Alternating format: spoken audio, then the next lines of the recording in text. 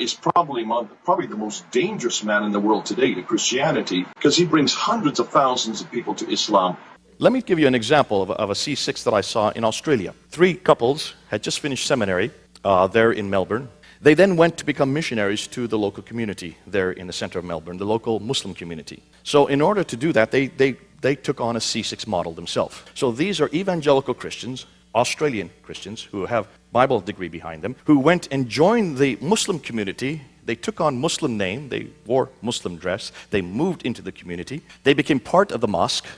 Berbeda dengan mubaligh Islam, misionaris Kristen diperbolehkan menggunakan penipuan dan kemunafikan dalam dakwah mereka, yang mereka sebut sebagai kontekstualisasi C1 hingga C6.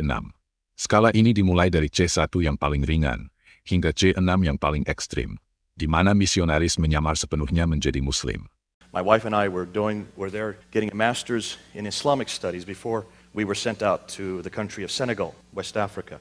And so we saw what was going on. We saw the missionaries, and certainly what the seminary was doing at that time. Both my wife and I went to Senegal assuming that we would use contextualization. Key word at that time, it was the key paradigm. We went to Senegal, West Africa. We found that the Muslims there, we were told we should go to the mosque, so we went to the mosque. We prayed with the Muslims in the mosque. We thought that this was being contextual. I grew a very long beard. I had a beard down to here. If you see pictures of back then, I looked fierce. And it was very contextual. I took on an Islamic name, local name, so did my wife. So for all practical purposes, we thought we were culturally adapting, culturally contextualizing to Islam. And it didn't take very long before the Muslims started clapping me on the back and saying, "It's so good to see you've converted." Di sisi lain, Jay Smith merasa ketakutan kepada seorang cendekiawan Muslim yang dengan ilmu dan kecerdasannya mampu membungkam berbagai argumen misionaris di media sosial. Pada akhirnya, jalan setan tidak akan pernah bisa mengalahkan jalan kebenaran. Dr. Zakir Naik is probably the most dangerous man in the world today to Christianity, because he brings hundreds of thousands of people to Islam. Many of them from Hinduism and also from Christianity. He brings them through just by these kind of videos that we're doing right now. He goes all over the world. He was to come here in Britain last July, and he was going to come.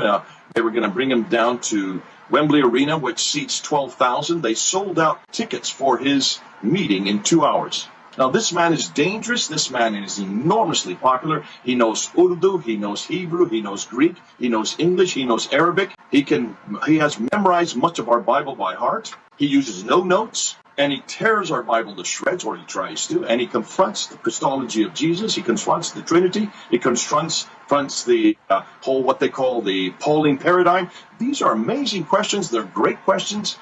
They're foundational to everything we believe, and he's enticing and he's engaging hundreds of thousands of Muslims to follow his example.